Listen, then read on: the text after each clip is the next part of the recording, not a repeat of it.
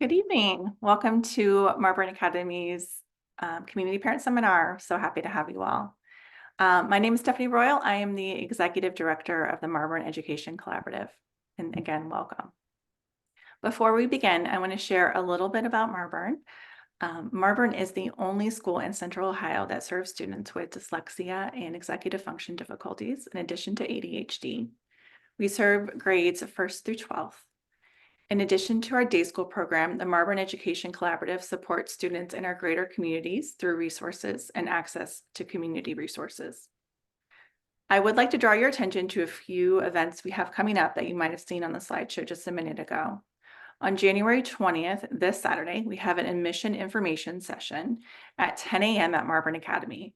You can bring your students, ask questions, learn a little bit more about our program. On February 15th, at Marburn, we're hosting a dyslexia simulation in partnership with IDA of Central Ohio.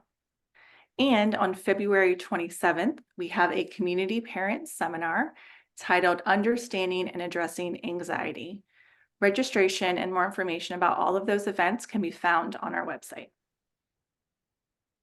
So a couple housekeeping things.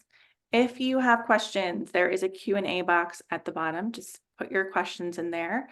At any point, we will try to get to all the questions, but we might not be able to answer all of them.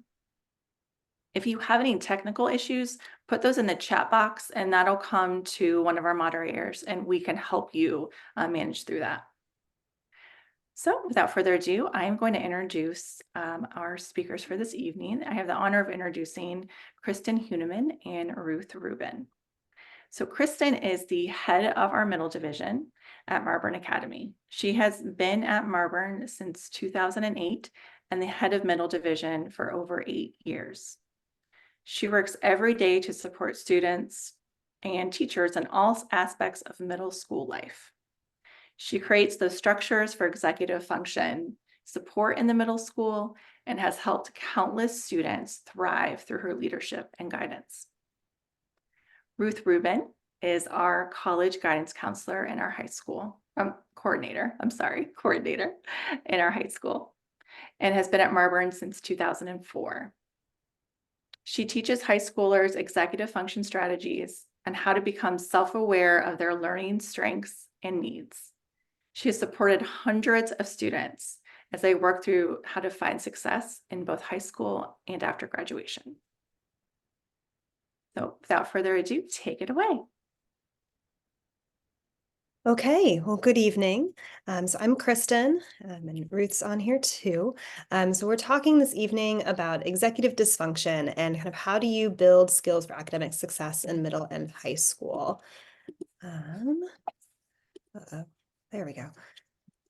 Okay, so we know that for many of you, kind of the overview of what executive function is, you may come to us with a bit of a background just to make sure everybody has kind of a common frame to work from as we go through and get into some strategies and things you can really do at home as you're thinking about supporting your student. Kind of re-anchoring in kind of an overview and quick review of what the executive function processes really are and kind of how they impact both school performance, but then also life at home for all of you. So when we think about executive function processes, we're thinking about those areas in the middle on this graphic, like prioritization, organization, planning, working memory, shifting, self-regulation, self-checking, emotional regulation. And then when we think about students in school, we ask them to do tasks, especially as they enter middle school and into high school and off into college, that ask them to use multiple of these processes all at the same time and shift pretty rapidly between different skills, thinking about reading comprehension, finding main ideas and then back to the details. And then how do you study for a test? How do you take a different type of test from one class to the next? How do you think about what type of writing task you're being asked to complete? There's a difference between summarization versus writing an essay versus writing a narrative piece. And all of those different pieces play in day to day for our students as they go through their academic day. Thank you, Kristen. So I'm Ruth, and I am showing you a slide from a National Institutes of Health study completed in 2004 They scanned a number of children every 2 years and put together their fMRIs to kind of look at what the brain is and what the brain does, which areas are lighting up. And so the MRI picks up where areas where the brain is maturing, where those neurons are myelinating as cooler blue areas. And so you can see in a younger child at age 5, the areas that are kind of blue first have to do with senses and movement. And that makes a lot of sense, right? As small children, those are the things that you do want, kind of coming online first and the child to have solidly within their grasp. The next areas that kind of myelinate and cool off are the ones that deal with spatial orientation and language. Again, terrific things to really sort of have under your control. Unfortunately, that means that the prefrontal cortex, that front part of the brain, comes online and matures latest and last. And that, of course, is the home of reasoning, planning, and coordinating and mediating all of those other areas. And so when we're talking about executive function deficits, we're talking about those areas of the brain that are under construction until late in adolescence. Okay, so another way to kind of try to picture how all of this develops as children go through adolescence, is to get kind of a quick review of how these different pieces and parts are kind of structured inside of the brain. So like Ruth said, early on in childhood, those kind of back of brain, or kind of sometimes described as like the lower brain level processes, the things in your cerebellum and the amygdala, all of those spaces that are known for reacting quickly and also controlling processes that you don't have to put as much conscious thought into, those develop really early. And then, as we looked at on that first slide, then in school, especially middle school and high school, we start asking our students to really, really be able to manipulate information and think things through in ways that are really controlled by the prefrontal cortex, that section up front, that in the kind of the graphic that Ruth just walked through, we know isn't truly developed until much later than when we start to ask those processes of our students. So that prefrontal cortex, the part that manages planning, moral reasoning, complex decision-making, really weighing kind of that pros and cons approach to decision-making, that's the part of the brain that is under construction throughout adolescence in every child. And then when you're discussing students who maybe struggle more in executive function areas, this can be an even greater challenge for them as they manage through middle school and high school. Okay, so you got a quick visual to kind of anchor yourself on where all these pieces and parts are happening. And so the limbic system is that part that we were talking about, that it operates really quickly.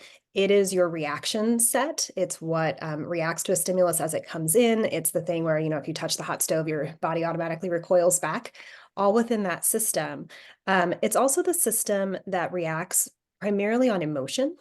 It is highly impulsive. It's survival, right? It's supposed to be an impulsive part of the brain system. It's how species survived. And it's also mostly unconscious. And again, the other part that it really matures by early adolescence.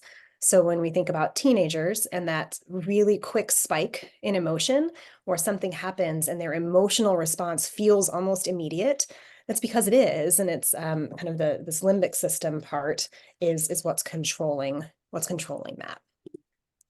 Also within that system, so you have all kinds of quick reaction types of responses, taking risks, sometimes really high and significant risk, motivation, hunger, your sleep cycle, long-term memory, seeking sensation, that kind of constantly seeking out some type of reciprocation for whatever is happening.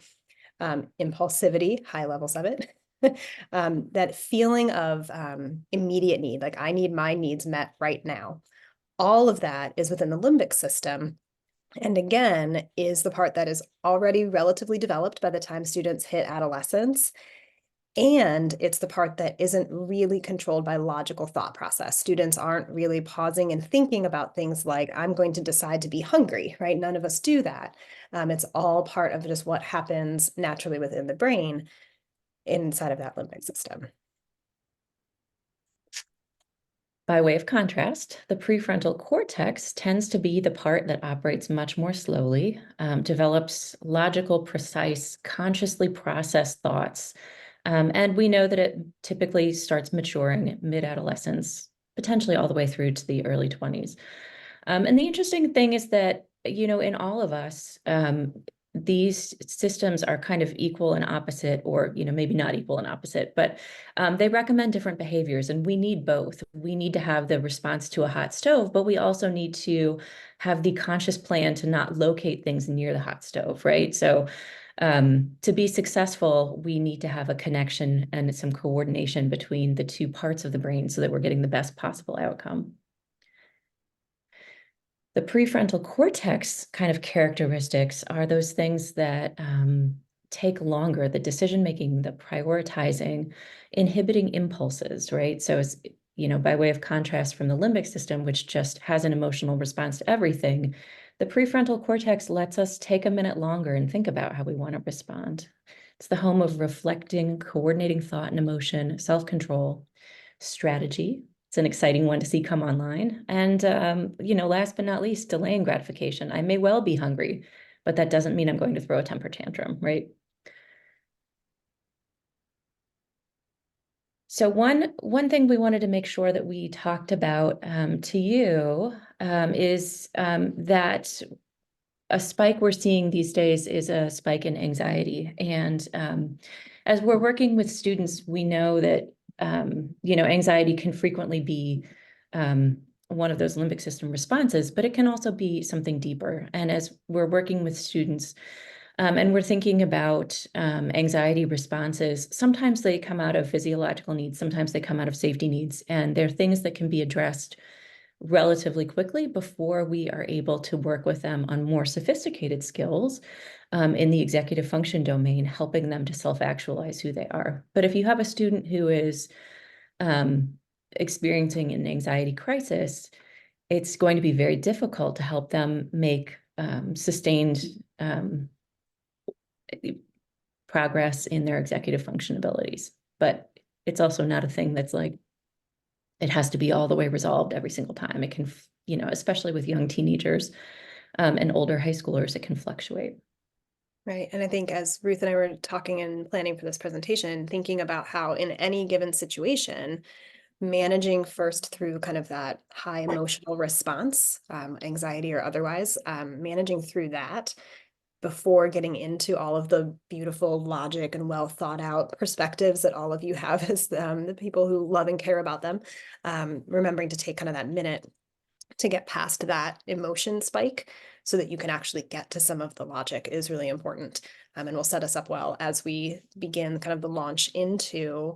So all of this is true about how the human brain is developing, but then what do we actually do as we're helping guide students and children through this period of adolescence? So before we move into that section, just wanted to take a minute and make sure if there were questions or things that we could clarify about kind of the brain development piece or the adolescent brain, kind of what's happening and what's coming online before we move into strategies and thinking through what do we do. I want to just take a minute to make sure we didn't have questions first.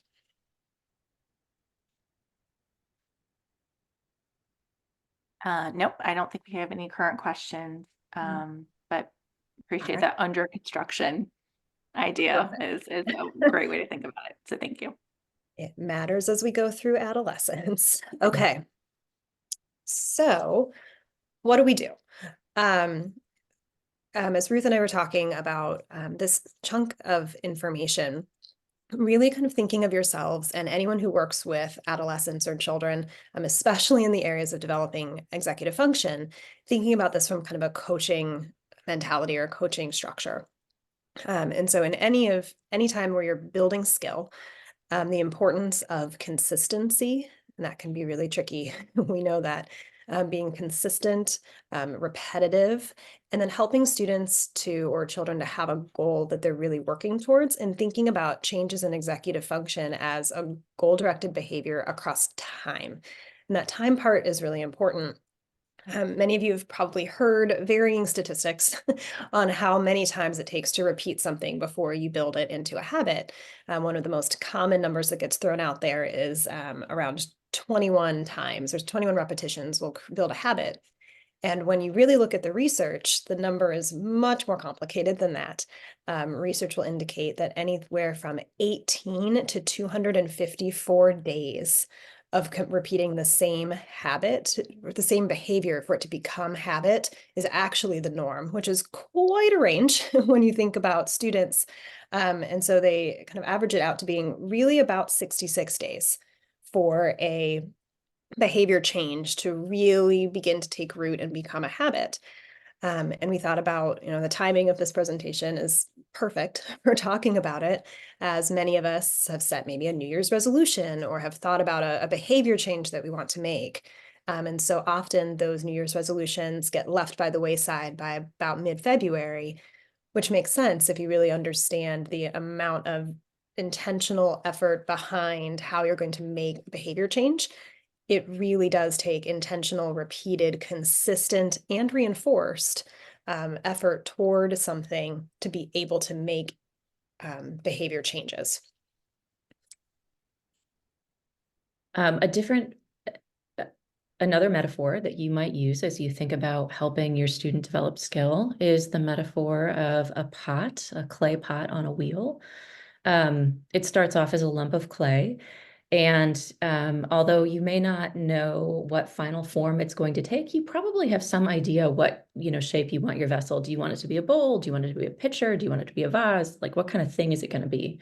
Right. And through the application of steady pressure from your hands, gentle, steady pressure, you begin to kind of shape it and kind of remove some of the material that's not helpful. And, hopefully it doesn't go spinning off in a million different directions and you have to restart. But if you think about shaping behavior over time, it does require kind of that constant pressure, and it requires, gentle hands kind of pushing and moving it toward its final goal.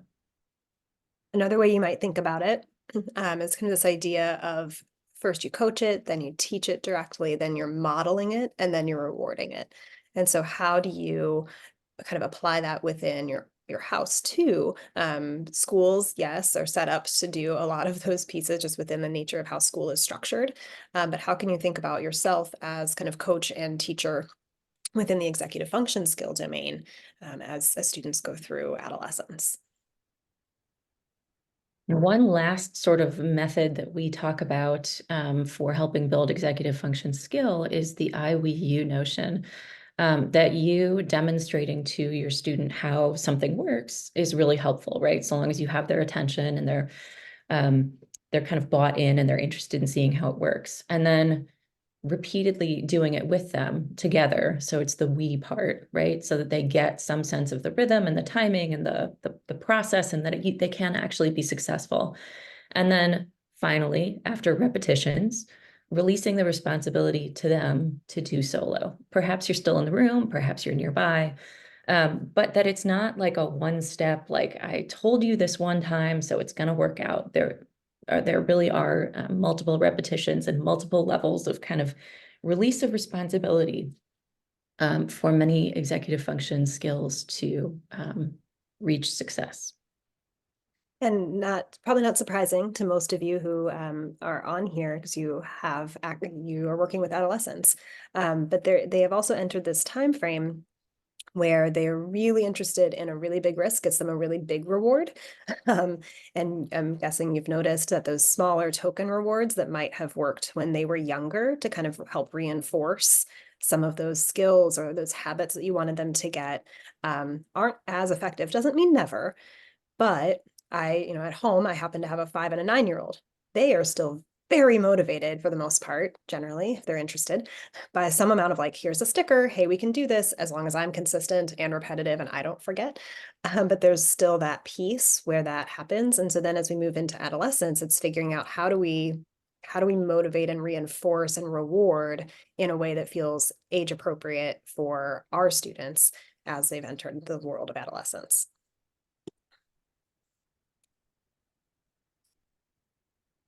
Okay, so In this next section, we're going to talk a little bit about each executive function area, kind of what it is, what some of the common pitfalls or hallmarks of that area might be, a little bit of developmentally what you would expect as far as different benchmarks along the way, and then some strategy suggestions for things that you could do at home. Again, all of it, remembering that real behavior change takes time. I think both Ruth and I wish that we could give you a checklist or a beautiful post-it note or whatever it was that would just make whatever executive function process easier tomorrow. And it might make it easier, but it does take that really intentional time-bound component to get to a real, actual independent behavior change. So we just want to make sure that you know that we're behind you and that we know that that can be tricky. And so making sure you have kind of your support system and network of people that you can lean on when it starts to feel like I'm on day 50 and we're not getting any closer. You might be closer than you think. So up first, we decided to start with emotional regulation. Thinking about common challenges through adolescence, thinking about how much that emotion spike back to the limbic system and the amygdala, it's on full blast. And that prefrontal cortex logical processing system is trying to catch up, but it's just not there. And how much attending to the emotional piece and whatever the emotional reaction has been before moving into some of the additional executive function areas is really critical. So within emotional regulation, this executive function, it's complex. It involves all of our individual experiences, so it's not identical person to person. Expression of emotions are either self-controlled, either consciously or unconsciously, or they're controlled by other people, kind of those controls that we try to put into place either in classrooms or in our homes, intentionally or unintentionally. And so we think about students and adolescents who manage emotions productively in expected ways. And so when students struggle with this, it may look like frustration or anxiety, especially in complex or academic tasks. Might see a spike in that. And that students are able to avoid that shutdown or the freeze when overwhelmed. Some milestones you might expect to see in a neurotypical peer around age 12 is that they are better at understanding complex emotional responses. They can happily coexist in a spot where they're both sad and angry, or maybe they're sad and happy, ironically. But they understand that it's possible to have nuance and it's not just one emotion all the time at full blast. They understand and they use social norms to express their emotions. There are appropriate ways that they get used to referencing, oh, it's, sadness, and so this is what happens. They typically in middle school will start withholding or hiding emotions. It becomes very important to peer reference. And so at school, a student may keep a very stoic face and then come home and completely melt down because you're their safe space. But they couldn't share any of that emotion at school. In terms of problem solving, they are able to think about situations and kind of think back and think about what they might have done differently, or kind of forward problem solve and avoid some emotional upheaval because of their problem solving skill. So if you aren't seeing that happen, one thing to keep in mind, because kids really do want to be successful at this, the peer referencing makes emotional dysregulation really unattractive.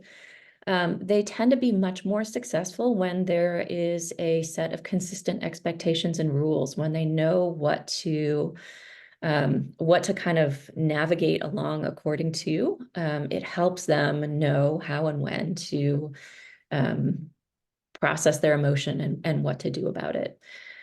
Similarly, it's pretty easy here at school where we have lots of adults and we're consistently monitoring and supervising.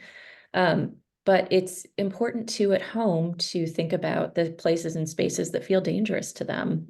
Just because there aren't adults around watching, their emotional dysregulation can happen in front of peers in that sort of loose time, in clubs, in sports, in weird places where maybe there aren't as many adults, and that feels really dangerous. Not necessarily physically dangerous, but the risk of having an outburst and then, suffering peer consequences is pretty high.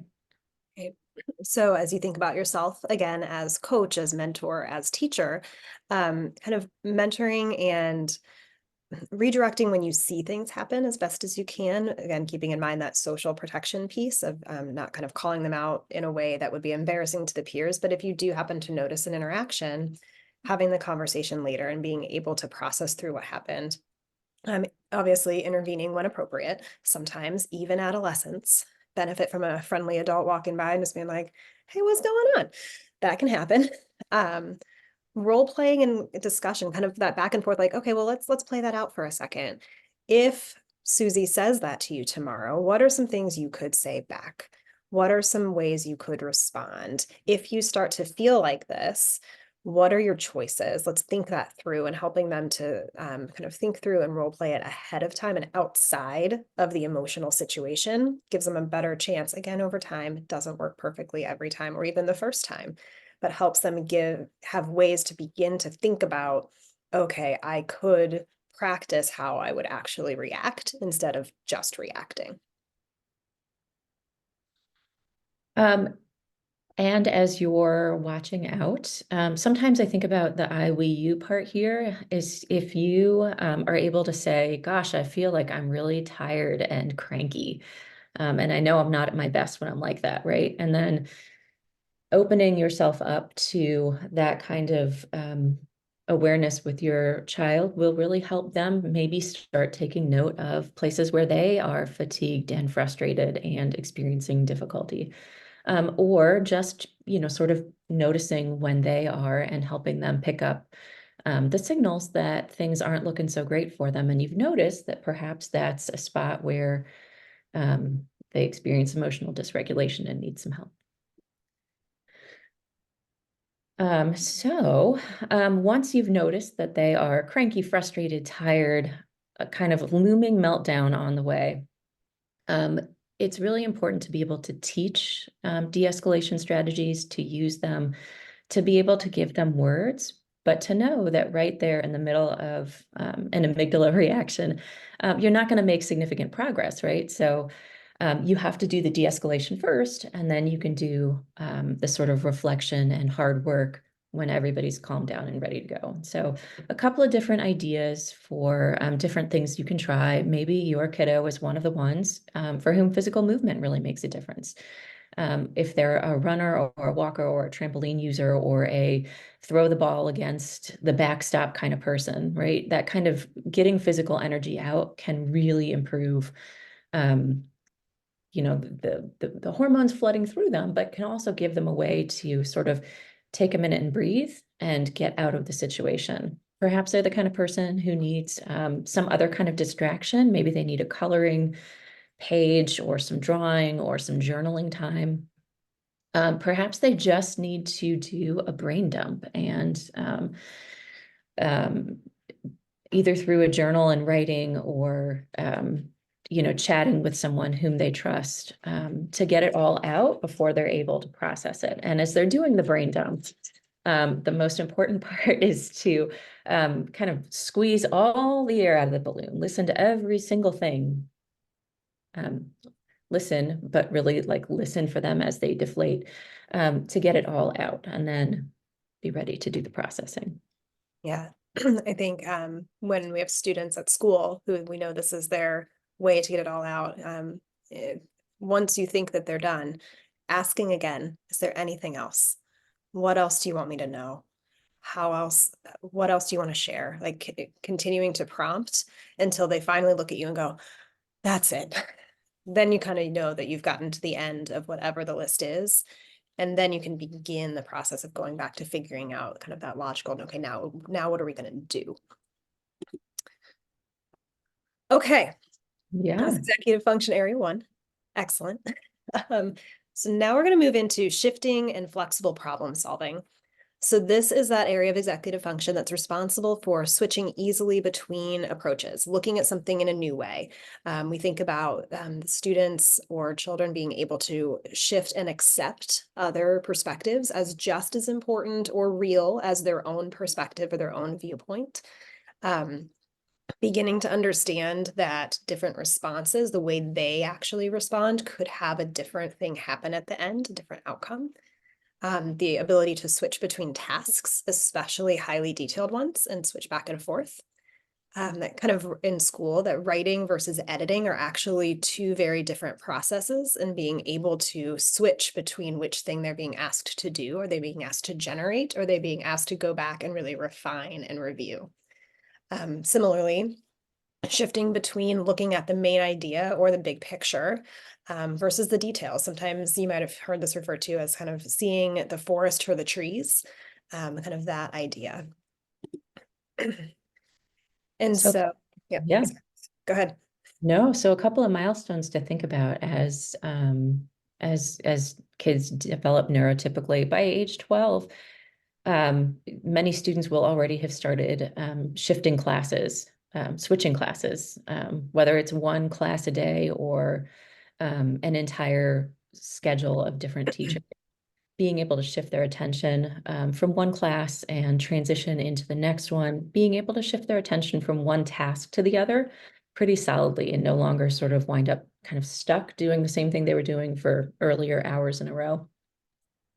And by age 12, also having a sense of having a sense of others' point of view, being able to take another person's perspective into account.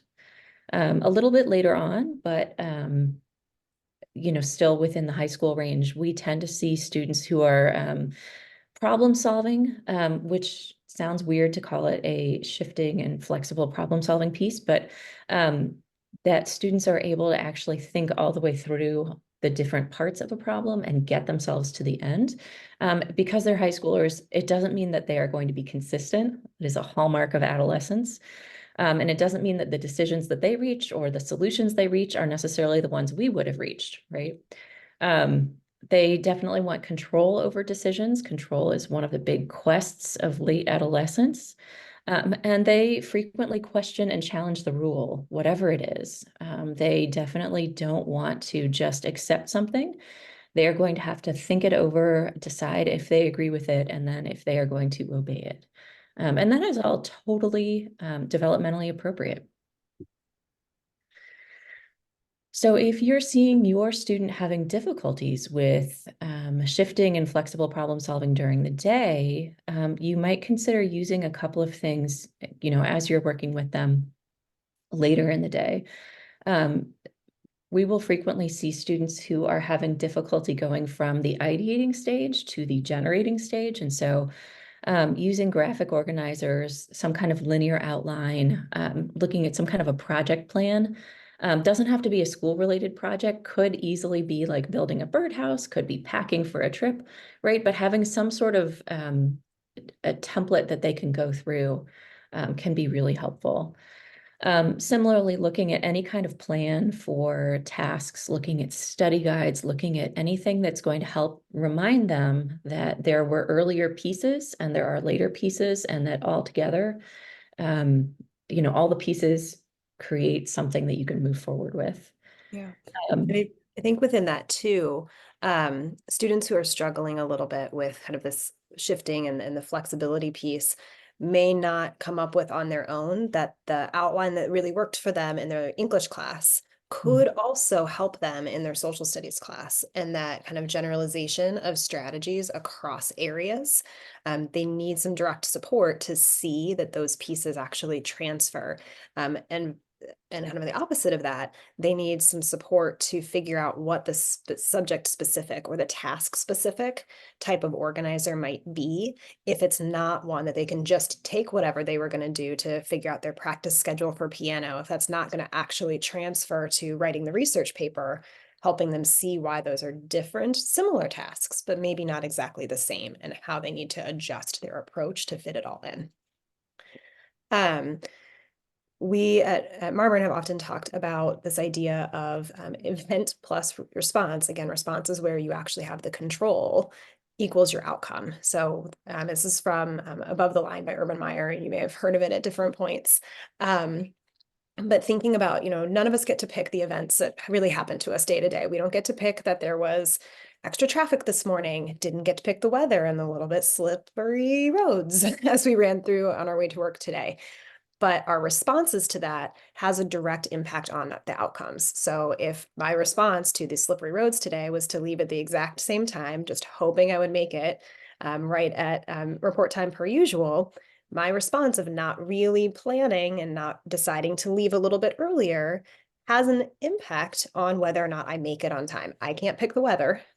Wish I could, can't do it. But I do have an ability to control my response in that space. And then also modeling your own problem solving process. Many of us do it we kind of second natured at this point. So you're not always aware that you're problem solving, but the more you can kind of think aloud and model for your students how you're thinking about that. If I had a driver at my house at this point, I have to mental note for about 7 years from now. If I had a driver, it would be a good idea to maybe model for her how I thought about last night checking the weather and then thought through, okay, how much time should I plan to add to my commute tomorrow? Okay, I probably need to wake up earlier. Definitely need to pack my lunch the night before because I'm really not going to have time tomorrow. But modeling that problem solving process can help students figure out how to navigate through these pieces. And then estimating and checking for, did my solution actually make sense? Did it actually work? Because sometimes we all try things. And as we get through adolescence and into adulthood, we're monitoring for, did my solution actually get me the outcome that I want? And if it did, great, repeat. If it didn't, I need to change something, or I'm just going to continue to have the same outcome over and over and over.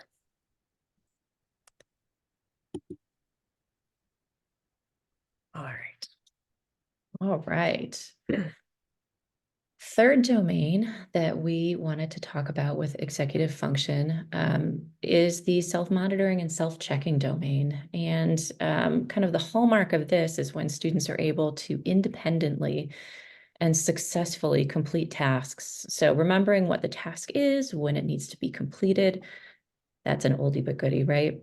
Having everything you need to start and get all the way through the task and see it through to fruition, to actually review your work for errors, for completeness, for any kind of mistakes that may have happened. And kind of one last piece to actually go ahead and submit the assignment. We have yep, we have that one. It really is a whole separate step in the process, just getting it done. I talk about the tax return. I can do it, but if I don't actually hit that submit button, the IRS doesn't know. So then what does this look like from a developmental standpoint? By age 12, generally students should be able to reference what a peer is doing within classes and kind of get a sense of, oh, they're working on this. Okay, I should probably get started on that. Between ages 15 to 18, they're starting to set goals for themselves, relying less on the adults around them, telling them what goals might be a good idea and beginning to set them on their own. They're beginning to focus on learning because they really want to learn and begin to come out of that space of, I'm learning because the adults around me say I have to. They're using self-regulation to sustain motivation, kind of that it lines up with that switch from the little token reward systems into you really beginning to see that intrinsic motivation pick up a little bit more rapidly. To sustain their motivation through something difficult, they want to achieve it to achieve that task, even if it's difficult, and are needing less and less of you on the outside saying you can do it, and like little stickers and things along the way.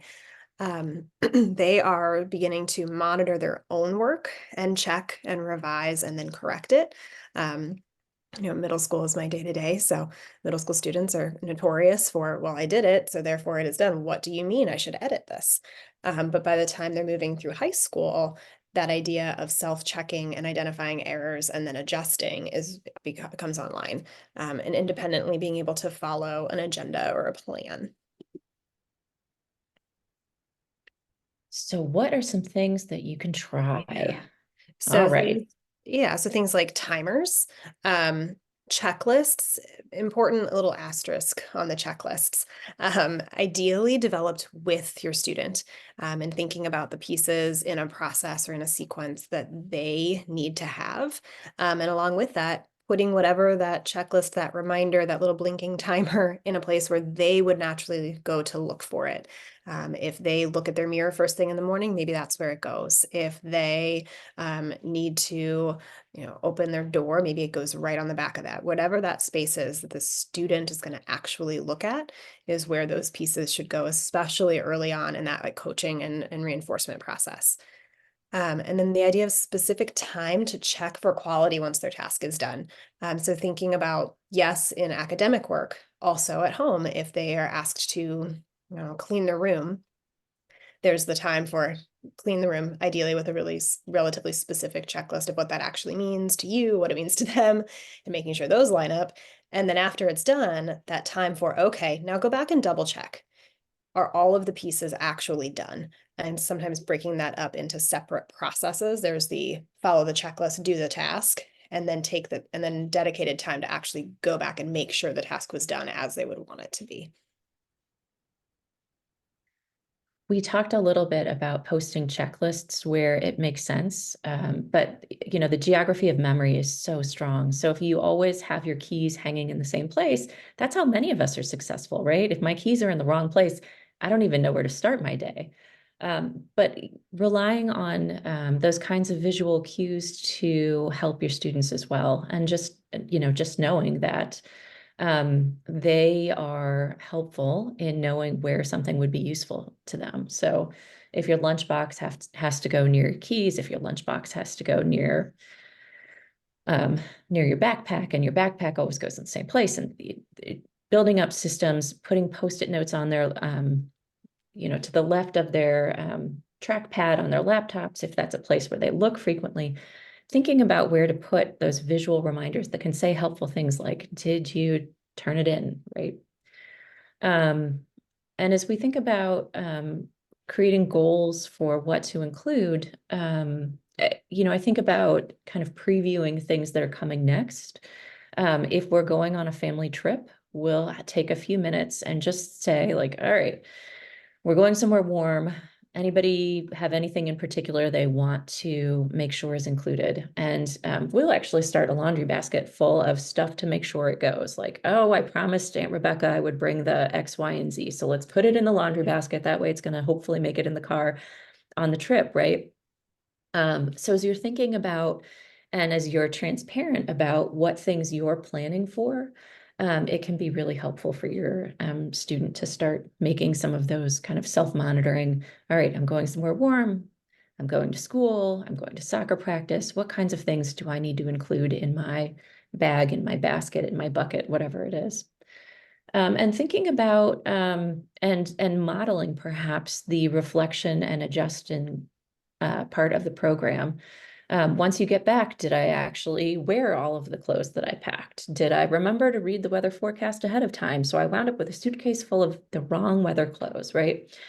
No, that worked really well. I brought all the right stuff. But going back and kind of modeling, those kinds of things that we do as adults and making it transparent so that students know that is in fact part of the process. And it's actually really helpful to them because the next time, there's probably going to be a next time. And the next time it happens, they can, remember and have heard what we've said about how things went. Okay, we are halfway through the kind of executive function areas and strategies. So wanted just to take a minute and see if there were any questions that kind of have popped through. I know Stephanie was going to help us with moderating some questions Yeah. before we round out the last half of these. Great timing. There are a few questions to ask. So Okay. the first question is, what if both parents aren't on the same page? What are your thoughts? Yeah, it's in a perfect ideal world, right? Everybody's on the same page and sees every situation exactly the same way. But the reality is that we're all humans. And so we all come with our own perspective and our own understanding of what is kind of typical to be expected and what's not. And so I think, I'm not sure I have an answer, but I think starting from making sure that both people kind of front and center remember that you're both trying to support your child as best as you can, or the student that you're supporting, or whatever that is, you're both coming at it from that goal. And then from there, trying to talk through, okay, are we really working from the same sets of information? Do I know something about what's developmentally appropriate for a 15-year-old because you came to this presentation? Like, I don't know. But like, what are the places where you can start to have some dialogue around those pieces, and ideally getting to the place where even if the adults don't always agree, which happens, adults, we disagree all the time, about what plan to put in place or what thing is the most important skill to tackle first all the time. But making sure that we come to whatever we're going to do without the child being part of that part of the discussion and then rolling through. There's not like a great, just do this and it'll make that all better. But initial thoughts, Ruth, what do you think? I totally agree. And I would just say, the more, even if both parents aren't on the same page, even if it's a split custody situation where it happens at one house but not the other, the more support that you can give, the better, right? And I think if you have the student's investment and the student's interest in working on the thing that you're trying to support them, they'll appreciate the support and they'll be able to work on it at least, some of the time. And probably there's going to be some carryover too, right? So. Perfect, thanks. All right, the next question is about frustration and self-criticism of a student. So frustration, self-criticism is high for my 13-year-old, even among adults that are really being supportive. So if you could give one piece of advice, what would that be? Thank you. Ooh, one. I think continuing to listen is probably the number one thing I would say. 13-year-olds have a whole mess of emotion and all things all at the same time. And so if you can be the consistent person that is there to listen and keep pushing on the balloon, kind of like we talked about earlier, and keep asking and staying in the conversation with them, long range. Remember, we're in kind of that long range plan here, not the one shot it's going to fix it. But the more you demonstrate that you're going to stay in the game, long range, the more they'll keep relying on you, and hopefully you can start to be able to be a person to be able to feed the opposite messages of some of those ones that they're telling themselves. I would just say too, it's so true. And as you're able to help them get to a spot where they can be more reflective, you can point out things that are actually potentially small, but really valid. And it's not stuff like, you're so smart, you're so beautiful, but things that are like, you did that really well, or like that opportunity, you really did exactly as we practiced. So you're giving them positive feedback and you're giving them, things that you've seen and stuff that's really specific so that they know, they have something they can kind of hang their hat on. So the next is a little bit more of a statement, but I'd like to share it. So Okay. can you acknowledge as a caregiver that there's a fine line between what's actually reasonable and sometimes what we expect? We have to check ourselves as adults out in the world. We can set goals for our students, but the reality is they're just not always going to hit the mark, which causes us angst and potential conflict. So is that a fair statement? Any thoughts there?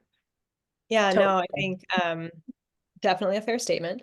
And I think, back to even the opening slide, right, about we start to ask of our students things that from a brain development standpoint aren't necessarily online yet.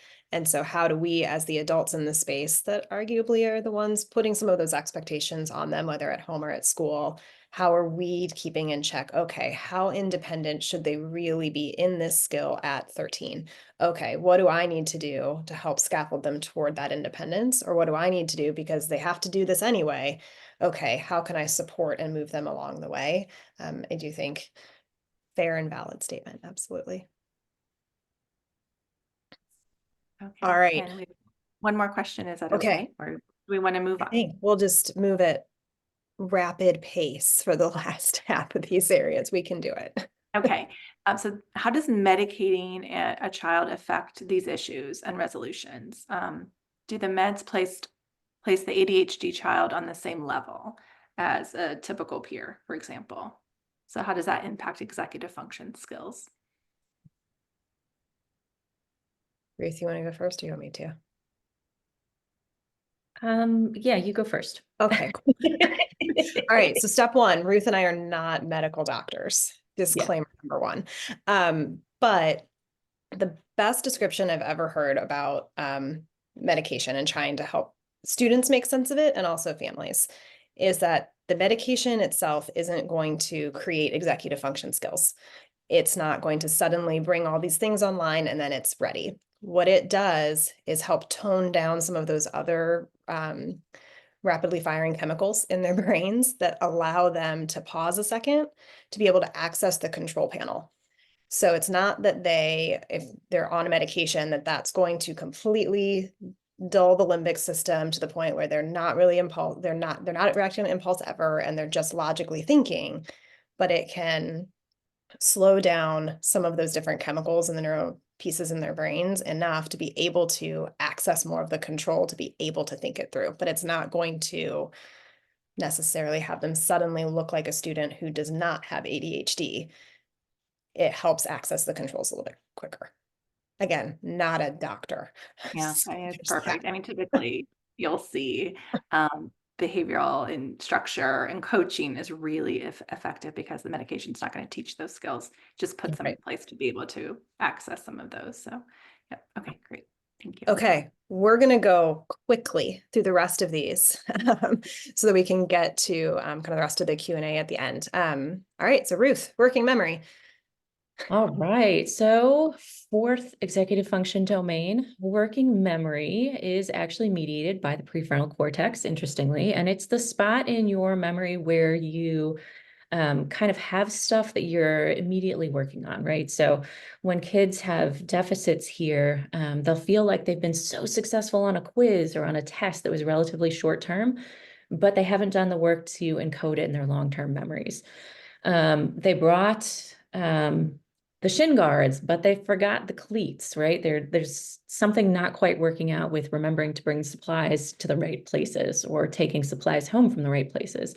If you've ever cleaned out a locker full of jackets, right? Or a locker full of Tupperware. They may have difficulty handing in assignments on time. A whole warren full of assignments, resides in their book bag, but they never actually made their way to the turn-in bin.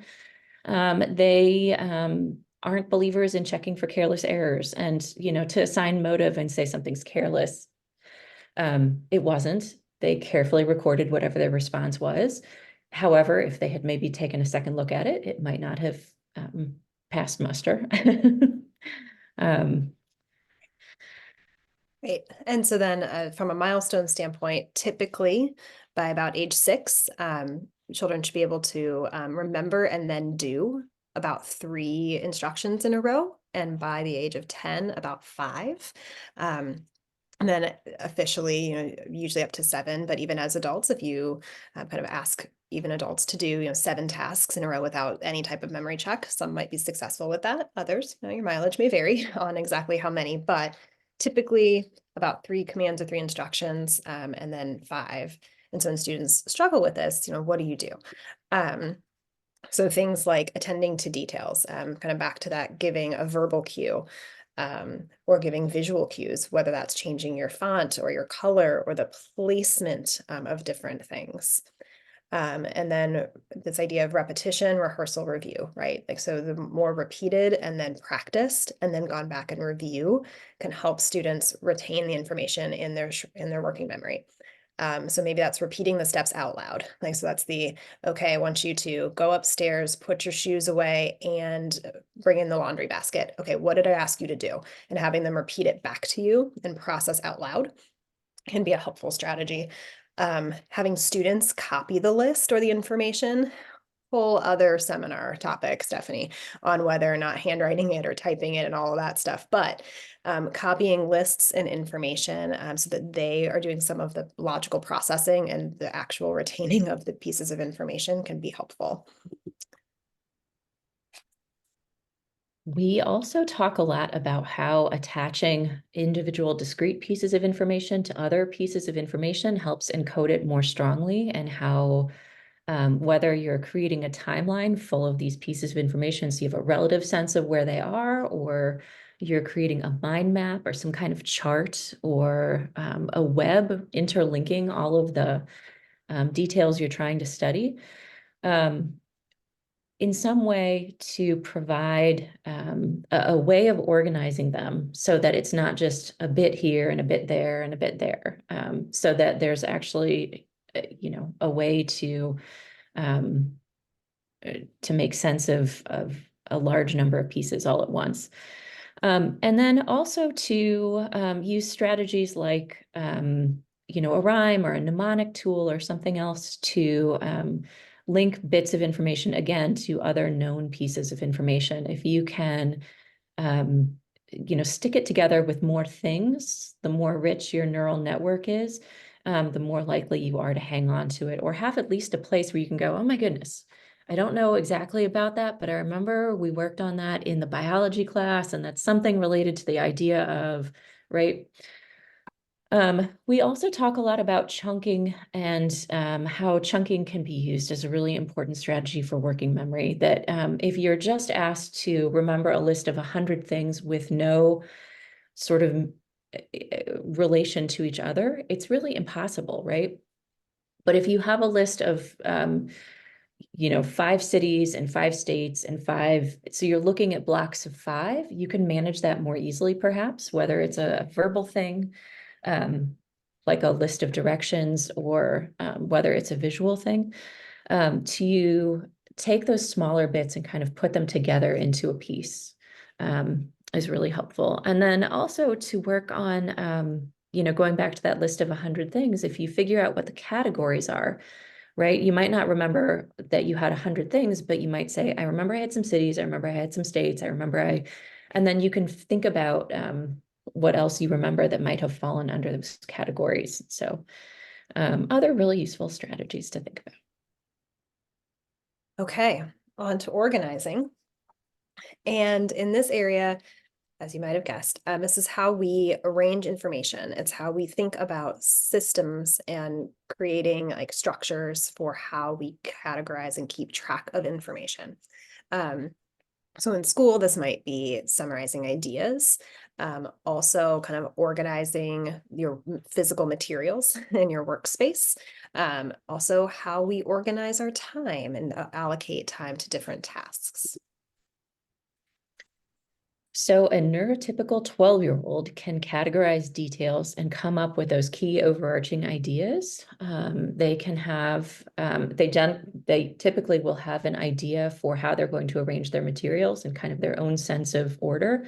And it's their own sense of order. It's not the adult in charge's sense of order, right? They're very different things sometimes. And they understand increments and patterns in time, 5 minutes, half an hour, a day. They have a general sense of how those things kind of interrelate to one another.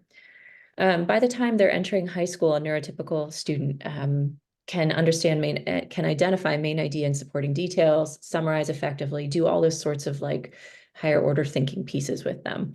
They can manage their materials and workspaces independently, and they manage their time by choosing tasks that can and coming up, right around that age is when kids sometimes will have outside jobs, and they understand that they cannot be doing homework while they're doing their job, while they're playing soccer, right? There are different chunks of time that can be assigned to things. So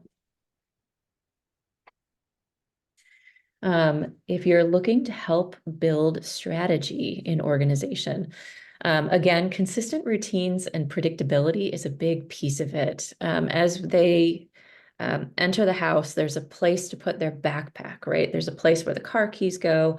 There's a place where the lunch bag goes, and the stuff that's in the lunch bag comes out of the lunch bag in preparation for tomorrow, right? The more that you can kind of build in routine and predictability as you help them develop their own strategy, it's going to be really, really, really helpful. Along the same lines, if you're able to build in time for organization, a house or a room or a car doesn't stay tidy on its own, right? Everybody has some sort of plan for, as I'm leaving the car, I take out the trash. Or every night before I go to bed, I put a load of laundry in the washer, right? Making those kinds of decisions about organization is something that we have learned to do as adults.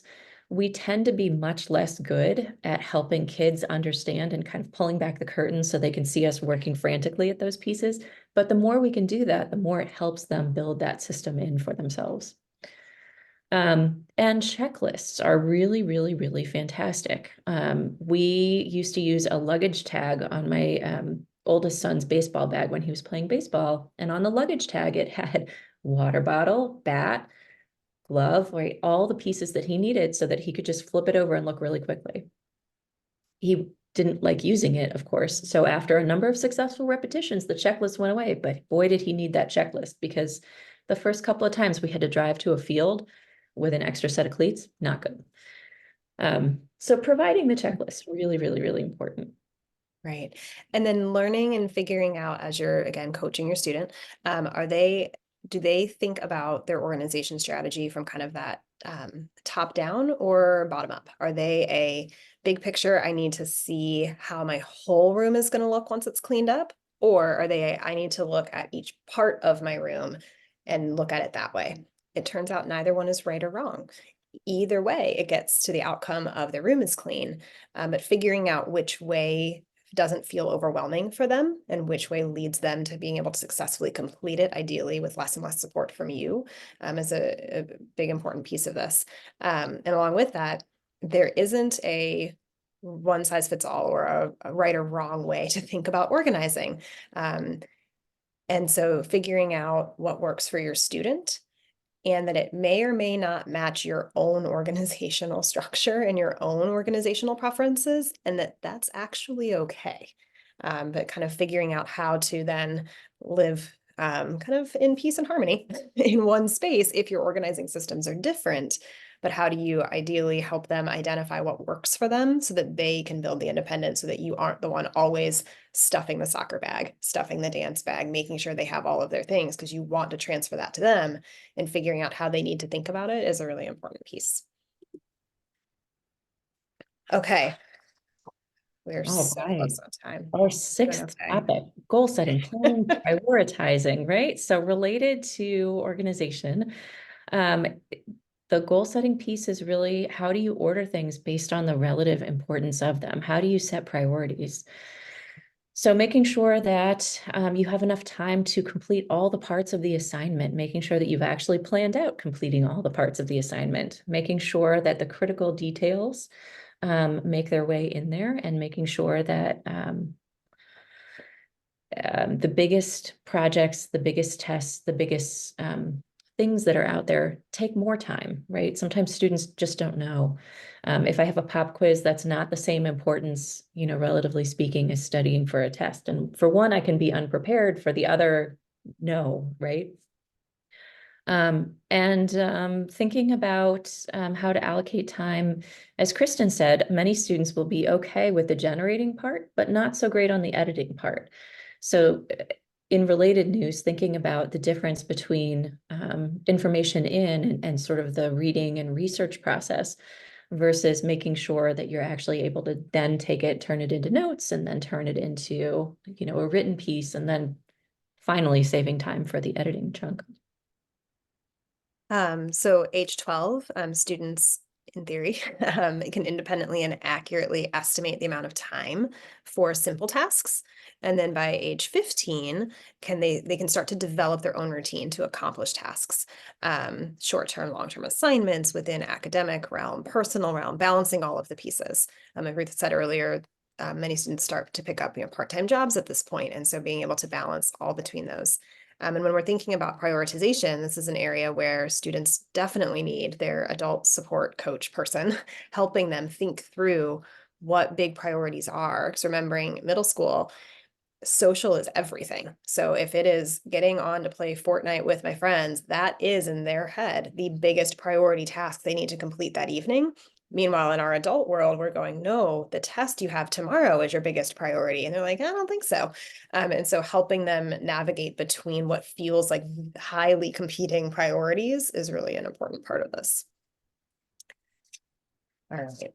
So some strategies to help develop skill in this area. As you talk to students about how their evening is going to go, or how their day is going to go, how their month is going to go, Asking them to estimate the time it's going to take to do something, right? Sometimes they're not very good at what 5 minutes is or what you can accomplish in 5 minutes. Sometimes it's wildly more, sometimes it's wildly less. But using timers and alarms can be really helpful because they don't lie, and it's not like, you know, you're out on the playground for 5 more minutes, right? The timer says it's been 5 minutes. So, and talking to them about how accurately they estimated. Yeah. Similarly, dividing up a big task, figuring out what the small pieces are that go into whatever that big final product is, whether that's, you know, cleaning out the car, cleaning the basement, making the, like, whatever it is, breaking it into small pieces so they can kind of monitor their progress and moving toward what can feel like an impossible big task can be really helpful. Talking about their day and the things that have to be accomplished in priority order, stealing a little bit from Stephen Covey's idea of big rocks and smaller stones and pebbles and sand, right? If you think about the big tasks and making sure that they get done, we'll always find time to play a little bit with friends on Fortnite, right? But are we going to actually remember to do the thing that we have to do? So using the language of priorities is really helpful. Scheduling, similar in priorities, actually scheduling the time in a visual way, if that's your student, like putting the time that you're going to spend mowing the lawn on Saturday morning onto the actual calendar so that there's planned dedicated time for it and not just hoping that it magically fits in between everything else, can be a helpful strategy.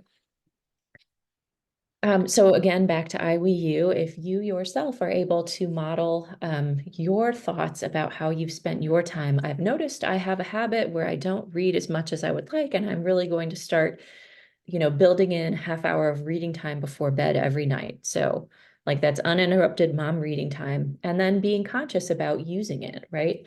And then if you're running into difficulties, having the conversation where you talk about really like the thing that's keeping me from doing the reading before I go to bed is Theo, the dog, needs to go outside. And so like, but anyway, letting them know that it's a conscious process that you go through too as an adult. And that again helps them see that they can be successful too and, you know, persevere through hiccups and continue the goal setting process.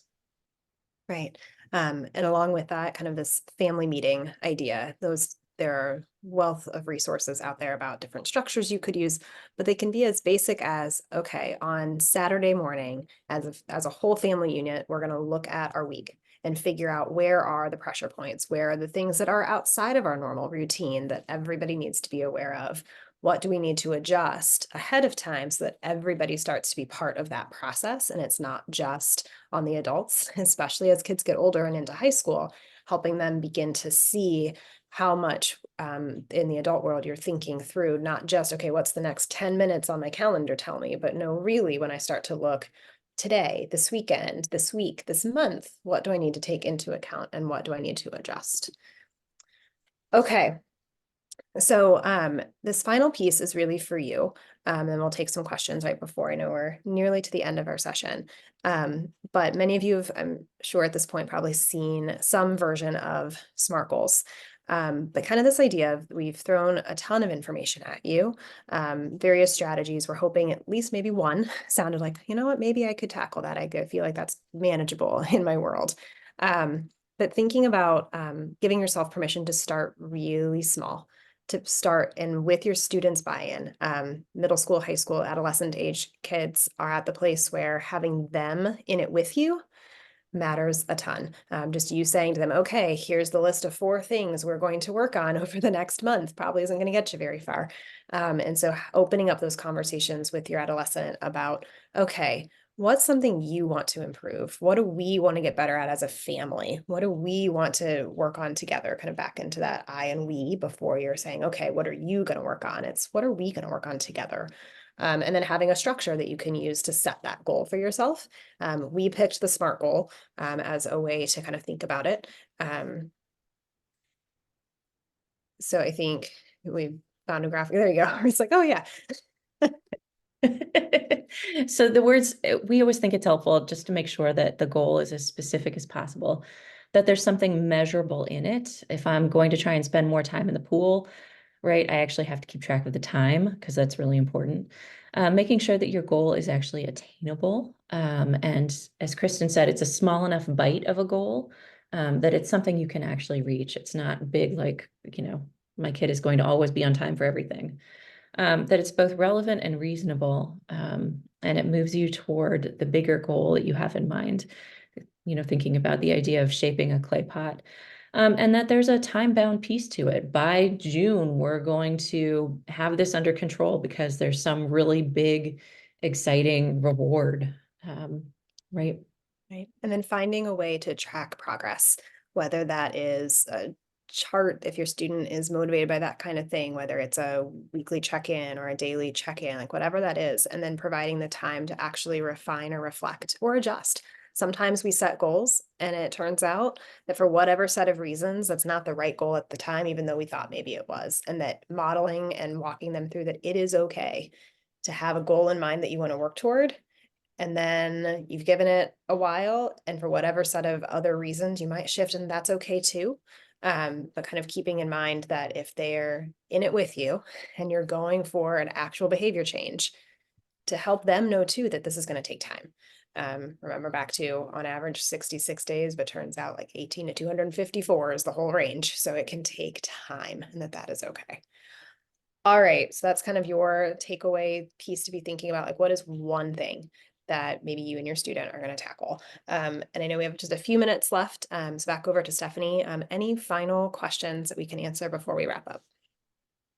So there's just a resource to share. A good AI program for splitting tasks into bullet point breakdown is goblin.tools. And you Ooh. can change the steps to suit you or your child. So just something to share there for tools to use. Ah, excellent. Thank you. I apparently clicked past the extra resources slide, so that's not helpful. But I think we'll share that out. But we've linked in at the end some additional reading and resources, both that we pulled from as we were preparing this presentation, but also for additional reading for you as caregivers, as people working with students who struggle in the land of executive function. So all that for you. Oh, thank you, Ruth and Kristen, for sharing your expertise. This is a very complex topic, but we're walking away with a lot of great ideas, resources, strategies. SMART goals really do bring it together to make it manageable for parents and create empathy, a space for empathy for our middle and high schoolers, and also for ourselves as adults who are helping coach them along in this journey. So really, really appreciate that. And thank you again for your time. So we are going to end the webinar. There is going to be a very, very short survey that's going to pop up when you close the webinar. If you could just take a minute to complete that and help us plan future seminars, we'd appreciate it. Thank you all and have a great evening. Thank you.